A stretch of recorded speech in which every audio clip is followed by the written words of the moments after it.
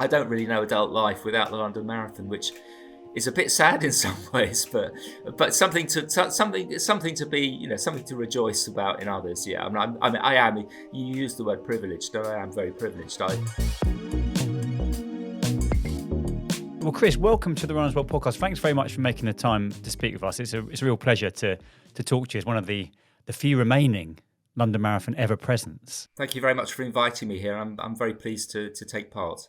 Oh, it's great to have you on. Can we get a sense of the kind of runner you were back in 1981 during the first London Marathon? Who were you as a runner back then? I'd been a member of Harrow Athletic Club, which in those days was known as Old Gatonians, since 1974. So in 81, I'd been a competitive club athlete for 7 years. I was 22, and in London I was running my third marathon. I ran my first marathon out in the States in 1979 as a 20-year-old, as a student at Michigan State University in the Midwest. So I'd been a regular club athlete for seven years, mainly competing as a youngster at 3, 4, 5 mile cross-country races, but always sensing that there was something beyond that was more interesting. So back in 81, I would imagine that the marathon isn't the popular thing that it is these days. You must have been quite an outlier as a young person looking to do that distance. Yes, I think I was. When I was 15 or 16, I was always sensing I was going to be better at the longer distances than the short stuff. People were beating me over 3 or 4 miles, but I always felt in my heart that I was a better long distance runner. But I never really had the chance to prove that until I was a little bit older. But yeah, I remember going for a 16-mile run on my 16th birthday, which I suppose was a bit of an outlying thing to do in those days, but it's just who I was. Give us a sense of the first year of London Marathon. I mean, I've seen pictures. There's obviously some film clips of it. But what was that experience like for you for that first year? Well, it was my third marathon, so it wasn't as if I was running one and venturing out into something completely unknown. But the event itself was unknown. Up till then, of course, if you wanted to run a big race, a really big race, you ran in the National Cross Country Championships, and you might have maybe 1,000 runners there. Yeah. And that was obviously a pretty big deal. And suddenly here was a race with 6,500, 7,000 runners. And it was the first time it had ever been held. So it had a massive springboard off the back of the long-running success of Boston, and also the more immediate and obvious success of New York, which I think was the springboard for Disley and Braysher to hatch the idea of running a London Marathon in those early days. Were the streets lined? Was it the sort of iconic things that you always think about with London? What was it like in terms of the event? Was it, and sort of how it compares to it is now? It was a very well supported event in parts. Obviously the start was buzzing with people and the finish was buzzing with people. But in those days, the Isle of Dogs, for instance, which is a tricky part of the course, was fairly desolate. It was much more a case of, transport calves and wood yards and Alsatian dogs, really. It was a very undeveloped part of London. And of course, over the 45 years that London's been going, London has moved to the east, and the centre of gravity of London has moved eastwards. And the Isle of Dogs now is obviously quite a well-developed area. So in answer to your question, the crowds are pretty much all the way round now. But in the early days, it was patchy, partly because people didn't really know what to expect, and the marathon hadn't gained its reputation. But also, it was just a less developed capital. What was your finishing time that year, Chris? And give a sense of what your best ever marathon PB is. I finished in just under 2:33, which at the time was a personal best. And then in 1985, I ran my personal best when I was 26. I ran 2:28. Wow. So that I've never managed to go faster than that. You set the bar pretty high, didn't you? There, it's quite a nippy time, that one, I think. It was good on the training I was doing, but at the time I was bringing up a family and all the rest of it. So and doing lots of other things in my life. So I wished I'd spent more time in my late 20s and early 30s really going for it. But life as usual got in the way. Yeah, exactly. When did the ever presence become a thing then, Chris? Was it? Did you all sit down after 20 years and go, we're doing all right. We should make this a thing, or was it London Marathon? London Marathon decided, or when did it first become an idea? it first became an idea on the eve of the 10th race, in the sense that I think Athletics Weekly at the time put out a feeler saying, has anybody done the first 9 and looking forward to doing the 10th? And so a few people responded to that, and it was, a very informal kind of acknowledgement at the time. But then, and it wasn't until 1995 that the London Marathon actually took it up as an official concept, and they gave the 42 runners at the time who'd run the first 15 Londons ever-present status, which simply meant that at that point you would get guaranteed entry for life as long as you remained an ever-present from one race to the next. And they issued a rather beautiful ever-present medal at the time as well to mark the occasion. Oh, that's really nice. So there were 42 of you then, and there's now 6, Chris. That's right, isn't it? That's right, 42, and every single one of them was male. Wow. And that kind of feeds into the narrative that in the first race, of those 6,500 finishers, or 6,255 to be precise, only about 300 were women. So it was a very skewed race in those days towards men, which explains why there were only why all 42 of the ever-presents were turned out to be men and no woman. That's fascinating. I mean, if you look at the sort of the field of London now, it's such a different, thankfully a more, evenly balanced race. Yeah. Yeah, So I think this year they're expecting something like a 49-51 split, which backs up exactly what you're saying. Do you have a highlight, Chris, from all of the races? Do you have a favourite year? Was it your PB year, or was there sort of just? I think retrospectively, it's tempting to look back and say, well, obviously the year I ran my personal best, but at the time you don't know that, and so at the time it doesn't seem, an outlier to your other performances. I obviously enjoyed the first one because it was just a novelty and nobody quite knew what to expect, but we sensed on the day it had been a very successful event, and no doubt it would go on to be. It would take place the following year, as is obviously the case. There are years when I've run well and got the best out of myself on the day. There are years when I've got over the line and been bloody relieved to have, made it in one piece. And things like a couple of years ago, when I was 2019, I ran 2:59:46, I think it was, and that sounds like I scraped over the line under 3, but it was incredibly well. I actually was really pleased with the way I controlled the race, because the whole way through I knew I was going to run under 3 hours, and it was just a case of letting go a little bit in the last few miles just to make sure I didn't blow it, and so that was very satisfying. Races when my wife's been running, my children have been running with me, or at least in the same race, have been special.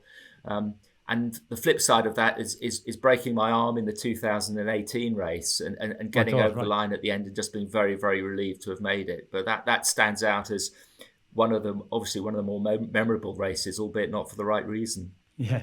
Was that a fall, Chris? Is that what happened? Yeah, I was clipped from behind at 3 miles. And I fell to the ground and broke my arm in 4 places. Wow. Luckily, I didn't break my leg and I didn't concuss myself, but it was pretty bad. Yeah. Still ran it, still finished. Yeah, finished. Yeah. Do you feel that that pressure generally, like to obviously it's a real privilege to do London Marathon, and as we were saying, I think off air, like there's so many people that now apply to take part. But I guess with you, do you ever feel like, oh, I've got to do it? Does it come to April and you're like, I'd love to just watch it on the telly one day? No, I would hate to be watching it on the telly. It's a kind of compulsion now, I suppose. Yeah, and sad to say, it's sort of become part of my identity, I suppose, because I've been doing it since I was 22. So I don't really know adult life without the London Marathon, which is a bit sad in some ways, but something to be, something to rejoice about in others. Yeah, I am. You used the word privileged. I am very privileged. I was just lucky to be 22 at the time. I was lucky to be in England at the time. If the first London had been in '79, I'd have been in America. So a lot of these things just hinge on fate, and I'm lucky. Talking about sort of having consistently run. We were going to ask you later on, we'll chat about your record about the sub-3s, but just in terms of competing for 45 years in not just London, I mean, obviously you must be doing other races during the other time and you've done some great things. Do you have any sort of secrets to longevity then in terms of your running? How have you maintained running? Have you been a naturally injury-free runner apart from breaking your arm? Is it sort of you've been quite lucky from that point of view? Yeah, the answer is yes. I've in my 20s, which and I alluded to this a little earlier on, I never trained particularly hard. When I was about 22, 23, I caught pneumonia for the third time in my life. And it was after I had the audacity to try and run 70 miles in 1 week. And at that point, I thought, well, clearly, big miles and me don't really go together. So at that point, I kind of backtracked completely and only ever did 40 miles a week. And 40 miles a week has really been the bedrock of my career ever since. I run 40 miles, 35 or 40 miles a week and have done for 50 years. So I've never really, apart from running across America, I've never really pushed the envelope that hard. And I think that's helped enormously to keep my enthusiasm going now that I'm 66. And I've had very regular physio over the years. I've been pretty sensible about injuries when they have cropped up, and I've always kind of backed off rather than constantly tested them or ignored them. So I think that's helped. That's inspiring, isn't it? Because 40 miles a week, I think, is a sort of doable number. You can get your head around that. 70 feels like, for most people, is going to be a real push with a full-time job, but 40 feels like a kind of achievable target, Yeah, for definitely. I think there's a lot made of high mileage in terms of volume, and people sort of think they have to adhere to that. Exactly. That standard. But no, that's great to hear. 40. Well, we can all do 40. We can all do 40, but if you want to run 210, you're going to have to go over 100 a week, I guess. But I've based my career on consistency, which means the peaks have never been that high. But equally, I've enjoyed a long, steady career, and I'm still enjoying it. And Chris, I'm right thinking are you 66 now? Is that right? I am, yeah. So you're looked at as a kind of the whippersnapper of the ever-present. Is it? Do they kind of look at you and think you'll be the last runner standing, Chris? People put that idea in my head, and all I'll ever say is statistically that's true. But having broken my arm in one race, I take nothing for granted, and I take each race one year at a time. But in terms of the age profile of the ever-present, I'm the youngest at 66. The next youngest is Mike Peace, who is 74, who runs for Ranelagh. Bill O'Connor is late 70s. Jeff Aston's late 70s. David Walker is about the same, possibly 80. And Mac Speak, the eldest, is 82. So, we cover quite a range of in terms of age. That's fantastic. I mean, I think this is just great, isn't it? Yeah, it's a lovely thing, and I think that it sort of really speaks to the spirit of London in the fact that there is this sort of sense of community with it. Is there any sort of what's the biggest change you've noticed from doing the race over these many years, Chris? Well, you've touched on something there, and that's club athletics, and we are all, by virtue of our age, steeped in club athletics. And the London Marathon in the early years was steeped in club athletics. Everybody was a club runner. And I think these days it's become, it's become so much broader than that. And I feel very much like I'm one of the people that represent club runners in the London Marathon, and they don't get a lot of attention really. There's a lot of attention paid to the guys up front naturally because they're the stars. And there's a lot of attention paid to, celebs and people who are doing great things for charity. But the club runners tend to be the guys in the middle who are, the serious runners who don't necessarily get a lot of attention. So I feel sometimes like I'm kind of representing them in this very small way. Yeah, that's nice. I think you're right. It's a kind of very brief moment in the spotlight, isn't it, for club runners who don't get enough credit throughout the year, I think. Yeah, completely. And also that London itself has morphed so dramatically from a race for club runners through to this huge charity event. And, even London itself will refer to itself as an event rather than a race because it does. Yes. It's the bedrock of what it does. Yeah. It is a charity event these days. And I think that's a wonderful thing to see too. Yeah, I guess that's, I guess you're in danger of losing some of the other stuff, aren't you? That's the only. Yeah, of course. That balance is tricky to get. I'm interested, Chris, in terms of kit and fueling. Back in 1981, there was probably no Morton gels or Vaporflies. So what was your tactic in terms of those things? Well, I just took whatever was available. I mean, London in 1981 was pretty dismal and cold and wet, and it was a horrible day. So I don't think sunstroke was going to be an issue in that race. But from memory, they would have had water stations. They did have water stations, but and you take what you can and keep on chugging. But I don't think gels or the whole energy drink and gel regime has obviously become very, very sophisticated. But naturally, in those days, it was very, very low key, and apart from making sure you were hydrated, there wasn't really anything on offer unless you were prepared to carry it yourself. Did you take on any solids at all, or not? I've only ever taken on solid food in races when I've been doing ultras. In 100k races, I've found solid food, and in 24-hour races, solid food really, really important. But in a marathon, I'd only ever take on board liquid, because there just isn't time to digest stuff that is more structured than fluids themselves. So in 1981, then did you just go on water? Or did you have some kind of anything in your pocket or anything? No, nothing at all. No. It's amazing. It's amazing, isn't it? Yeah. You're talking to a guy that ran the London to Brighton with a banana and a can of Coke. So and that was in the late 90s. So in the early 80s, it was very, very unsophisticated, and people were running around in shoes that were probably no better than plimsolls in those days as well. Yeah, but still running very quick. Well, yeah, absolutely. Yeah. I mean, I do think there's a lot to be said for, there's, as you say, the sophisticated nutrition knowledge is fantastic, and I think it's all very interesting, and but there is also a real sense of learning how far you can push yourself without having to consume all those things. 4 gels, just every hour. I think people can find out there's a balancing act. Yeah. I think the gels and all the sophisticated stuff nowadays does make the runners of today faster. But I think in those days, I mean, for one thing, my theory is that if you go back to the 80s, runners were actually a lot lighter as well. They weren't quite as tall or as big or as heavy as they are now. And therefore, a lot of club runners in those days were very nippy indeed, even without fancy shoes and with no nutrition. And they were prepared to put miles in as well. So that clearly helped too. Can you tell us about this record you hold? It's sub 3 finishes at the majors, Chris, right? Can you tell us a bit more about that? Yeah, I started obviously London Marathon.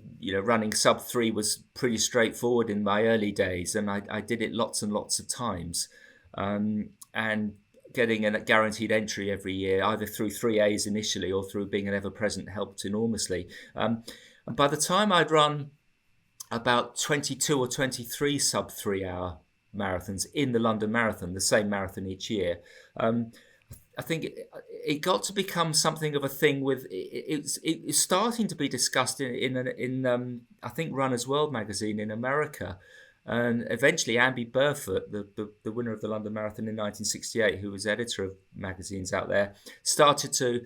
He asked me, do you think this is some sort of record? And I had no idea it was anything like a record.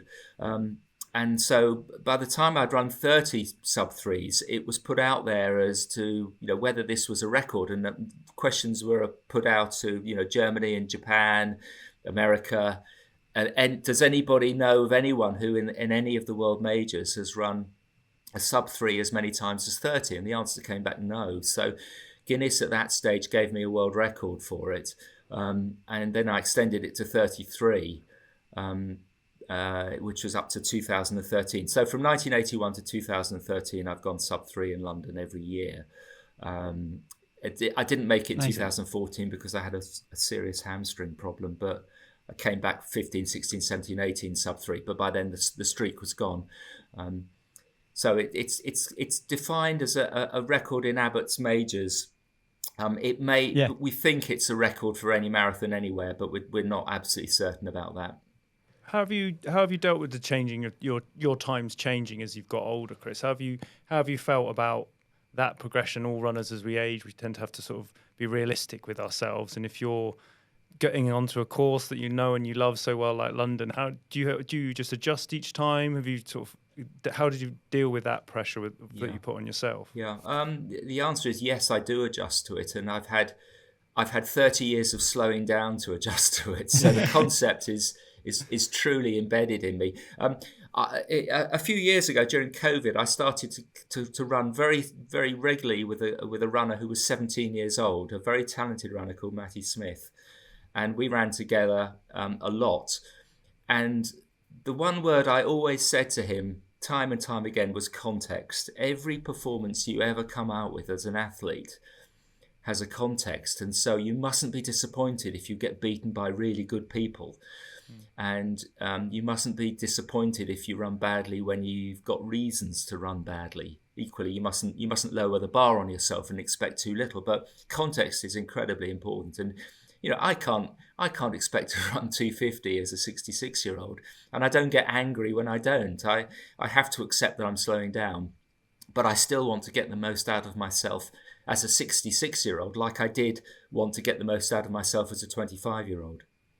Tell us about, because it's not just on the marathon you've done. Obviously, you're a great runner, you've done lots of stuff, but I'm interested in, you ran across the US, right, which is a huge achievement itself. What was that like, and why did you want to take on a kind of mammoth challenge, kind of multi-day thing like that?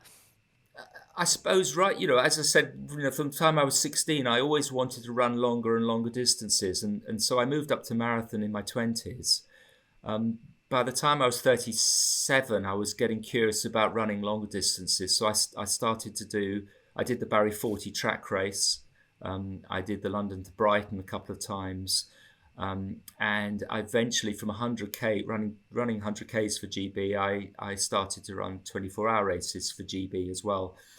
And I got to know another ultra runner called Steve Pope, and he gave me a book as a thank you for putting him up one evening. And the book was called Meditations from the Breakdown Lane by an American runner and writer called Jim Shapiro, and it was a book about running across America, which he did in the early 80s. And I was completely taken in by this. And having lived in America for a year as a student, and with my sister having lived in America since, for 40 years, I had kind of strong connections with the country. And I really wanted to test myself over something that was, potentially life-changing rather than just a bit of a challenge. So Steve and I planned this trip for 3 years. And then eventually in 2011, found ourselves on the beach in California, just south of San Francisco, putting our running shoes on, preparing for the off. It was as simple as that, really, and as complicated as that. There's a sort of these benchmark events that kind of runners will hear about and kind of daydream of ever doing. When you were actually on the road, what was the reality actually of it like? Because the 3 years in the making, was it just arduous, hard, long days? Did you get to enjoy it?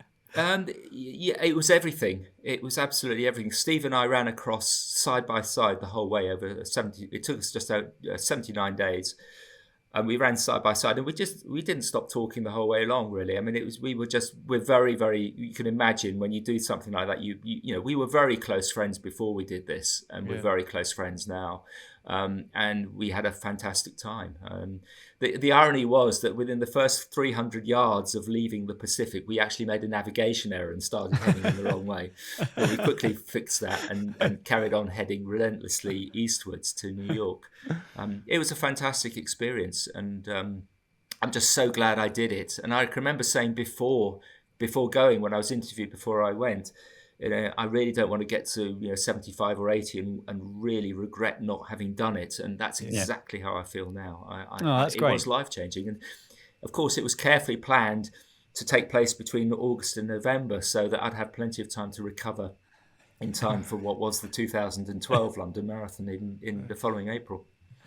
From someone who's run London so much, I think it'd be great to get piece of advice for anyone who might be listening to this who is about to run London Marathon or is thinking about it. What advice could you give? Well, I mean, most of your listeners are probably fairly experienced runners. If I was telling a complete novice, I'd come out with the classic stuff. Do not go off too quickly.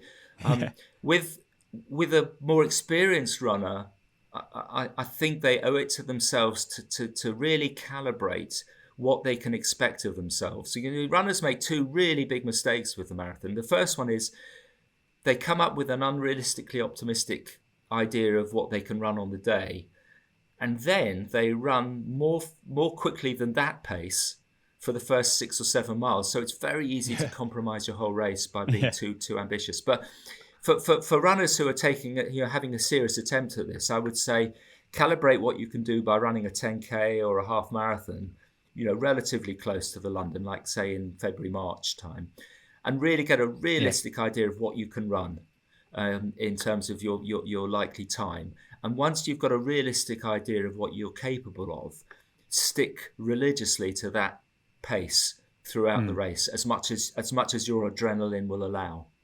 I think that's good advice. I haven't always followed it myself, but I think it's good advice. It's lovely advice. One day I will apply it. Well, we're all a bit like, I'll probably go off too quickly as well, because I'll be just as buoyed up as everyone else on that start line. Yeah. How are you feeling about the race this year, Chris? Are you ready? Yeah, I've had quite a good preparation, really. I was running relatively poorly in November, December time, and then I caught a couple of very mild doses of flu. But since January, I've been running quite well, and I've raced regularly. Did the National Cross at Parliament Hill. I even got roped into doing the 12-stage relays, which is great, yeah. which was a bit of a surprise. So I've raced regularly. I've done some solid training, and I'm hoping to have an enjoyable race.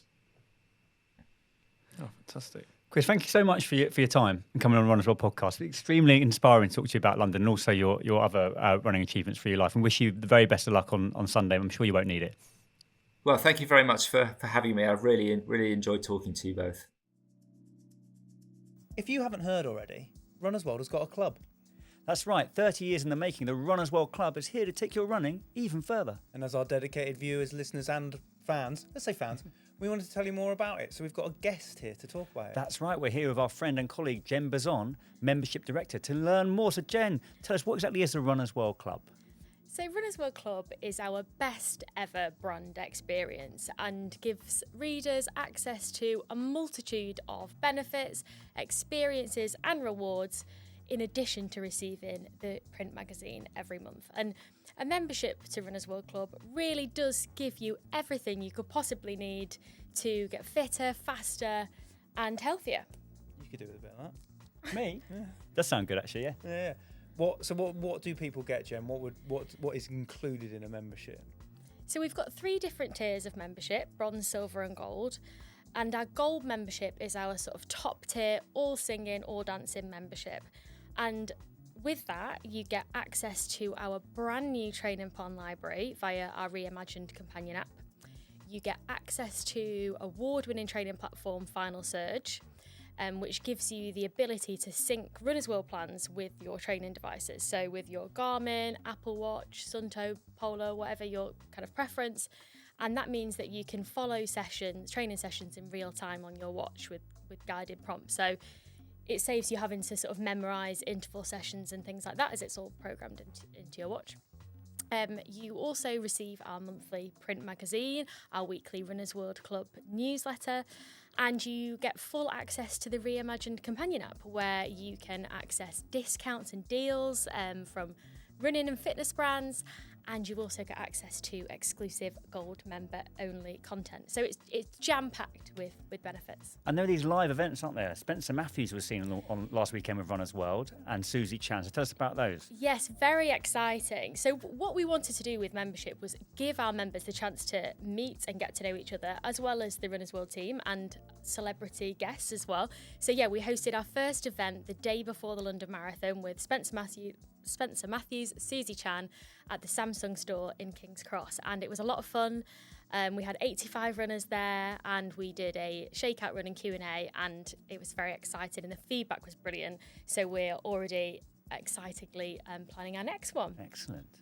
Let's get into the guts of this. Training plans. Yes. It's going to be the main draw. Lots of people have probably used the Runners World training plan across their many years of running. What are the training plans looking like? Yeah, so our training plans have been written by Tom Craggs, Robbie Britton and Georgia Wood, and we've produced this brand new library which you can get via the app, and they span from 5k to ultramarathon, And what's really brilliant is runners now have the ability to customise those plans according to their training preferences. So if you want to, say you've got a marathon coming up in 20 weeks' time and you're targeting, 3 hours, 45 minutes, and you want to do 3 to 4 runs per week, you just put that into the filter and you'll be served a tailored plan. And in addition to that, every 4 weeks in those plans, there's the opportunity to kind of reflect on how your training's going and choose an alternative plan if it's not quite working out. So say that kind of 3:45 time goal was a little bit punchy, you can sort of change to 4 hours. So that self-reflection kind of ensures you sort of are following the plan that is actually right for you. Right, I want in. How do I join? So you can join by clicking the link in the episode description or searching Runners World Club and signing up via the Hearst Magazine's website. And it's priced at $9.99 for your first 3 months, which is an absolute bargain. A steal. That is an absolute deal.